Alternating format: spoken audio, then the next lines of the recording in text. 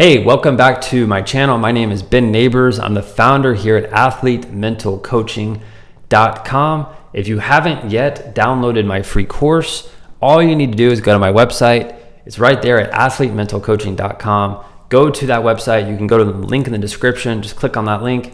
Go download my free course that I have. That is for parents and coaches. All right, we're going to go straight into the video and let's get rolling.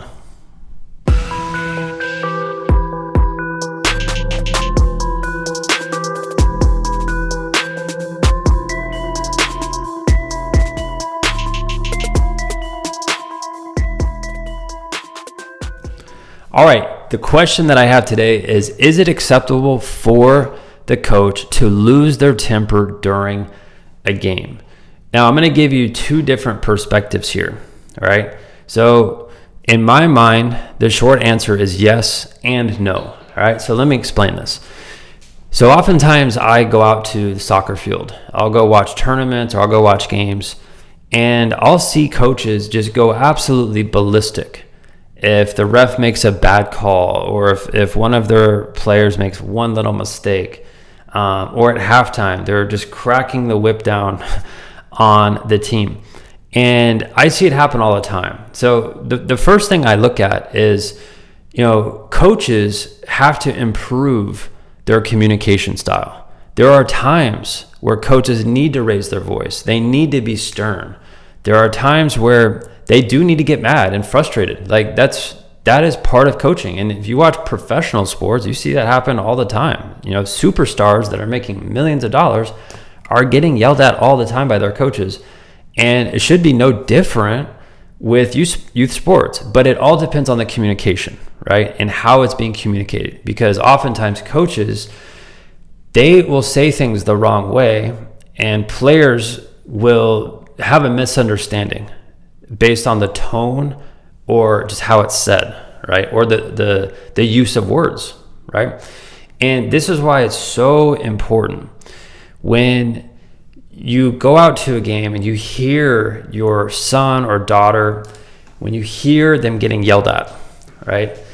You have to really have good perspective. And number one, the thing I would tell you is you have to take your emotion out of it. As a parent, you cannot be sensitive to what the coaches say. The coach's job is to instruct your child, right?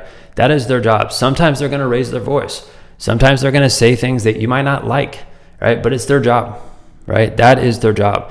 And the way I look at it, if it gets to a point where this coach just has an absolutely terrible temper, they can't control it, and all of the players on the team feel it, then I would think all of the players are probably going to stop playing for that coach and go to a different team, right?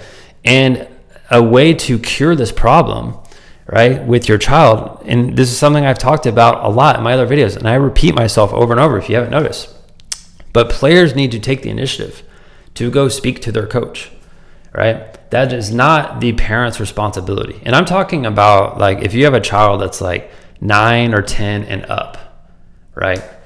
Your child should take this self-responsibility, go talk to their coach, get clear on what their role is on the team, get clear on how they can add more value to the team, get clear on what their coach wants from them, right?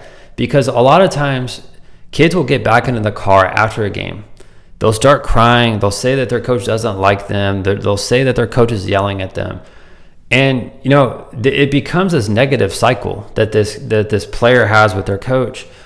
And that's not good, right? And I really do feel like one simple conversation that your child has with their coach can solve a lot of these problems, right? So is it acceptable for coaches to lose their temper during the game?